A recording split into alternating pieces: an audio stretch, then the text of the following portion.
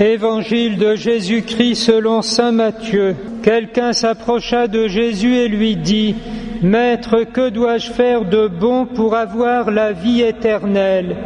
Jésus lui dit : « Pourquoi m'interroges-tu sur ce qui est bon ? Il n'y a qu'un seul être qui soit bon. Si tu veux entrer dans la vie, observe les commandements. » Lesquels, lui dit-il ?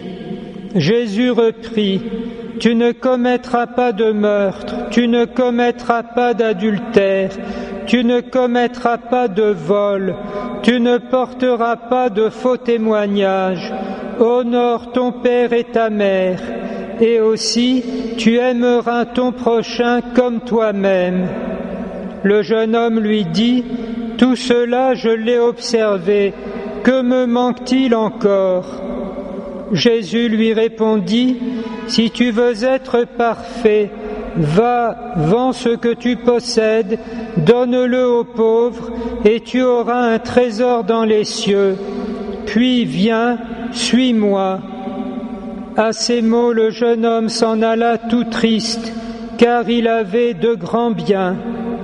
Les deux lectures que nous venons d'entendre peuvent être rapprochées en ceci, que lorsqu'on est tourné vers Dieu, c'est la prospérité, et lorsqu'on se détourne de lui, alors les malheurs ne manquent pas d'arriver et de s'accumuler. Seulement voilà le problème, il ne suffit pas de connaître les commandements ni la volonté du Seigneur pour lui être fidèle. Ce qui nous manque, c'est la grâce de Dieu, à laquelle nous essayons de nous disposer vaille que vaille et comme nous pouvons, mais le salut n'est jamais à la portée de nos mérites et de notre action. Il y faut la grâce de l'appel de Dieu et le soutien du Saint-Esprit pour lui être fidèle.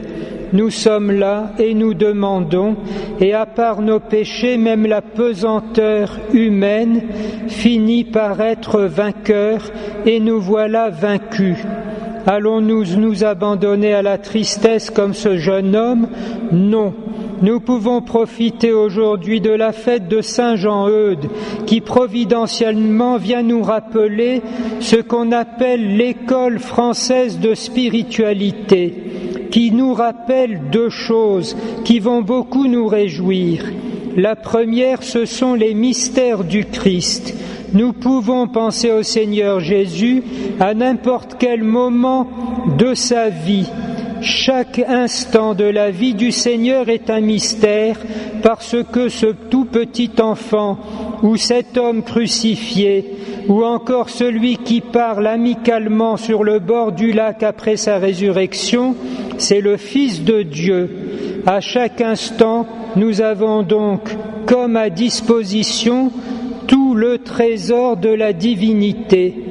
Il suffit de se laisser porter par son humeur pour aller puiser dans la richesse du Christ, tantôt auprès de l'enfant de 12 ans au temple, ou alors aux noces de Cana, ou bien lors de Gethsémani, ou alors dans l'effusion de l'Esprit Saint, et ainsi de suite.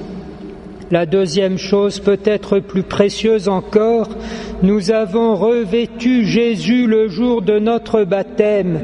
Il n'est donc pas besoin d'aller très loin pour le chercher. Tout ce qui est à Jésus est à nous et en nous. Et inversement, tout ce qui est à nous et de nous est à Jésus. Il y a un va-et-vient constant qui est une union spirituelle mystique, c'est-à-dire réelle, et qui est dans nos âmes, dans nos cœurs, comme en Jésus, le jaillissement même de l'Esprit Saint. La réalisation la plus parfaite de ces mystères du Christ qui sont aussi les nôtres est évidemment la Vierge Marie. Voilà encore un lieu, une voie royale où accéder au Christ, la Vierge Marie. Cette école française de spiritualité, comme on le comprend, est à la portée du premier venu. Il suffit simplement de croire qu'il en est ainsi.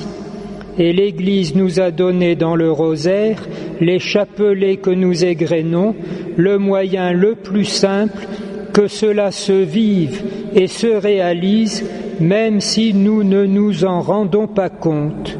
encore faut-il prendre son chapelet et en faire courir les grains avec un petit minimum de piété qu'on appellerait une simple décence ou peut-être la politesse lorsque nous nous tenons devant une si grande reine.